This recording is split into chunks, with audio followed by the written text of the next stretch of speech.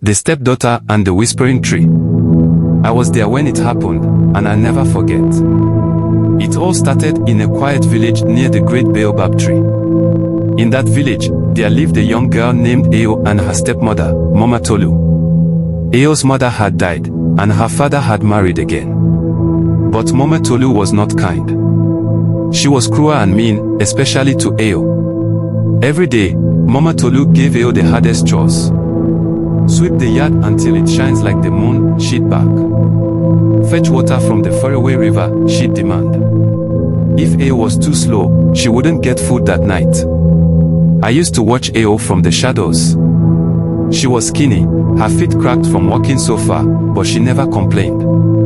"I do my best," she'd whisper to herself. But Mama Tolu didn't care. She hated Ayo for being her husband's daughter and wanted her gone. One day, Mama Tolu gave Ayo a strange order. "Go into the forest," she said, "and find the whispering tree. Bring me a branch from it." Ayo's heart sank. Everyone in the village knew about the whispering tree. It was deep in the forest, where no one dared go. They said the tree had a voice and cursed anyone who came too close.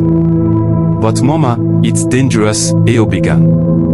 "Go, or don't come back at all." Mama Tolu snapped.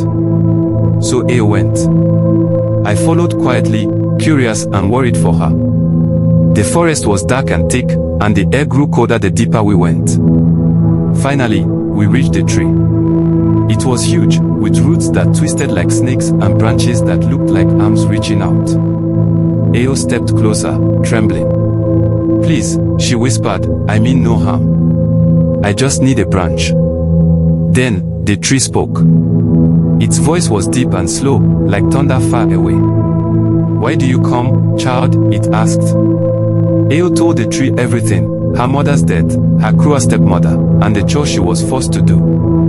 The tree was silent for a moment, and then it spoke again. "Take this branch," it said. A small branch fell at her feet. "But beware, your stepmother's heart is black. Her wickedness will bring her doom." Ayo thanked the tree and ran back to the village. I followed, but when we got home, Mama Tolu was waiting, her eyes sharp like knives. "Did you bring it?" she hissed. Ayo handed her the branch. Mama Tolu snatched it, laughing. "Foolish girl. You've done what I needed." But as soon as Mama Tolu held the branch, her laughter stopped. Her face twisted in fear. The branch grew vines that wrapped around her arms, her neck, her legs. She screamed, but it was too late. The vines pulled her down into the earth, until she was gone. I never saw Mama Tolu again. Ayo lived with her father after that, and the village said the whispering tree had protected her. But even now, when the wind blows through the trees, I sometimes hear a whisper. And I wonder if Mama Tolu's wicked spirit is still out there, lost in the forest. That's the story. It's true, I swear. But don't ask me to go near the forest, I won't. Would you? After Mama Tolu was taken by the vines, Ayo stood there in shock. Her small hands trembled, and tears ran down her face, but she didn't cry out. I could see her heart was heavy, even for someone so cruel. "Is she gone forever?" she whispered to herself. I didn't know what to tell her. Maybe Mama Tolu deserved it, but it was still a terrible thing to witness. The ground where Mama Tolu had stood was now smooth, as if nothing had ever happened. The villagers gathered when they heard the strange noise from the house. They stared at the spot, murmuring prayers and warnings about the whispering tree. Ayo's father came running, confused and worried. "What happened?" he asked, holding Ayo tightly. Ayo told him everything, from the chores to the forest and the whispering tree. At first, her father didn't believe her. But when the villagers nodded solemnly and pointed to the empty ground where Mama Tolu vanished, he sat down heavily. "This is my fault," he said, his voice thick with regret. "I should have seen how she treated you. Forgive me, my child." Ayo hugged him tightly. "It's not your fault, Papa. But the tree, it warned me. It said her wickedness would bring her doom."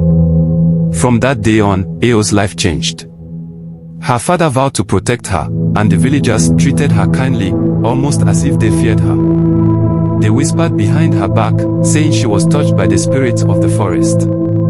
Some avoided her house entirely, worried the curse of Mama Tolu might linger there. As for Ao, she grew up strong and wise, but she never forgot the whispering tree. Every now and then, she'd leave a small offering at the edge of the forest, some fruit, a little bowl of milk, or a few flowers. "Thank you," she would whisper, though she never went back to the tree itself. The forest stayed quiet for many years, but some say the whispering tree is still there, waiting. If someone with a wicked heart dares to approach, it will know. And just like it did with Mama Tolu, it will take them. So, if you ever hear about a tree that whispers, listen carefully. Its voice may sound soft, but its judgment is swift. And if you're not kind and pure of heart, you may find yourself sinking into the earth, wrapped in vines, lost forever.